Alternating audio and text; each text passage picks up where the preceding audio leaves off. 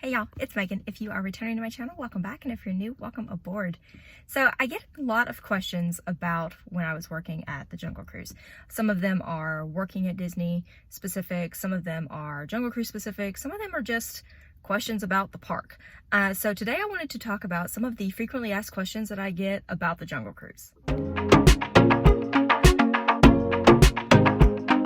These are questions that I got when I was working there, things that guests would ask me about the ride. And one of the most common questions that I got was, are you doing this as improv? Is this ad-libbed? Are you making this up as you go? And the answer is no. I am definitely not that funny.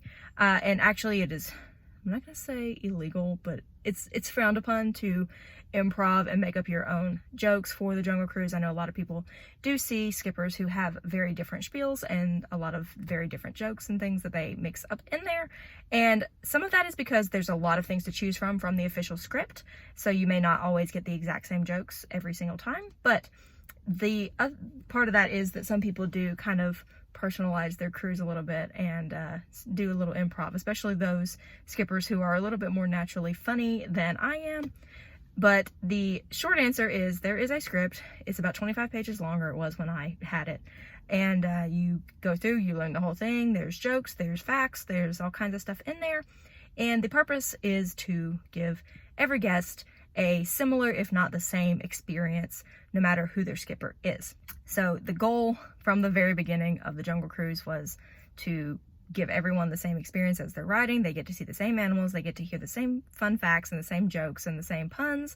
But throughout the years, skippers have kind of taken it upon themselves to become stand-up artists and comedians. So some skippers are very good at that and can get away with doing a little improv. But the answer for me was, nope, not improving. This is not ad-libbed.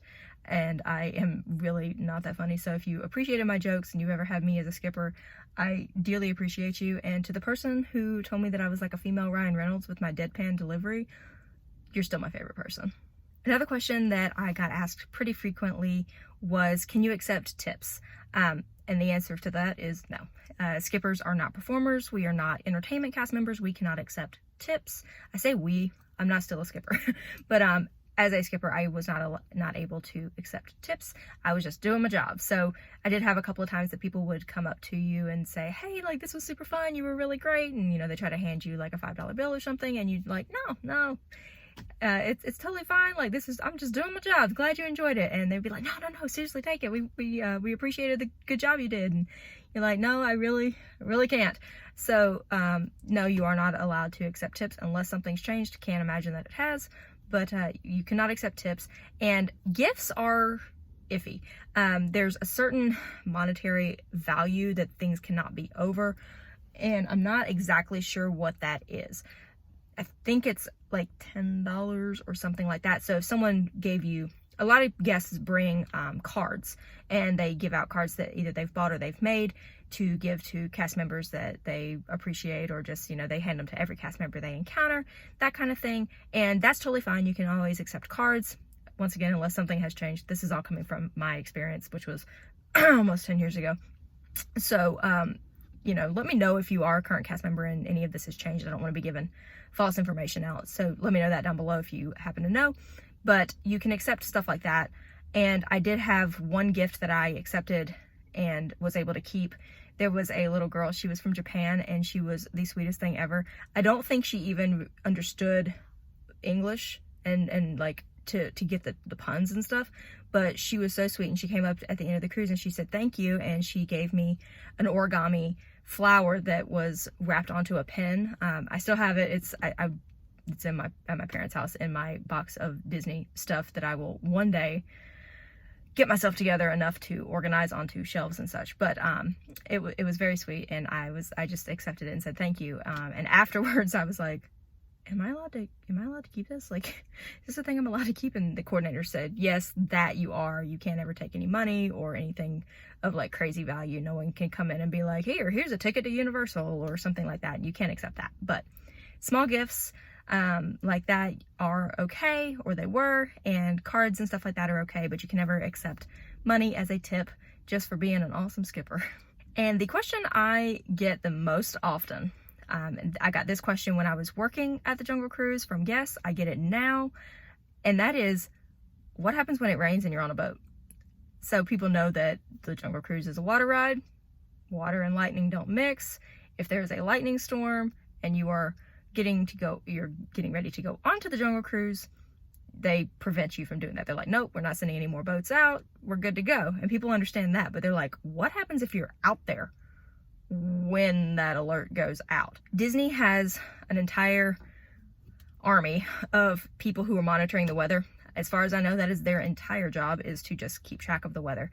And they're in some far off mystical land somewhere that they can just get on the radio and tell everyone about it. And if there is lightning within a certain radius, I believe it is 20 miles, then they get on the horn and they say, shut everything down.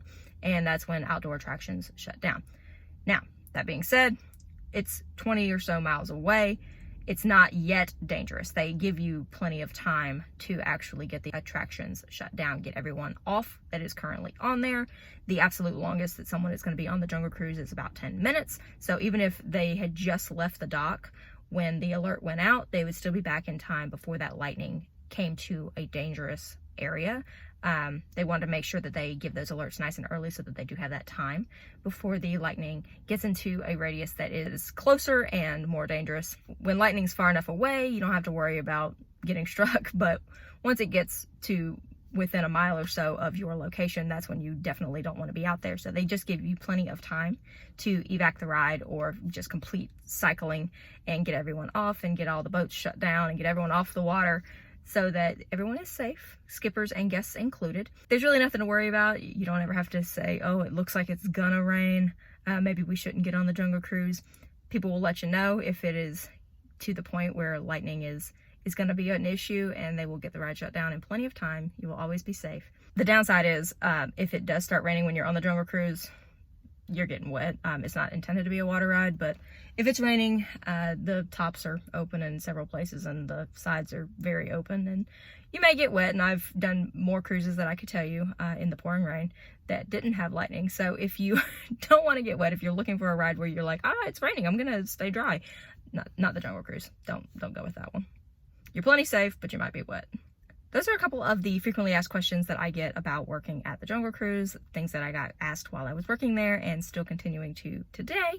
If you have any questions that you'd like me to answer in a future video, or you just want me to leave you a comment, let me know down below. And if you are interested in more of the workings of the Jungle Cruise, if you're wanting to be a skipper one day or you're just curious, I'll link the sets of videos down below that kind of talk about the process of becoming a skipper and the things that are expected of that position, just so, if you just for your own edification want to know, or if you are looking into becoming a skipper, you can find out some of that information. So that is it for today. I will see you guys in my next video. Bye, y'all.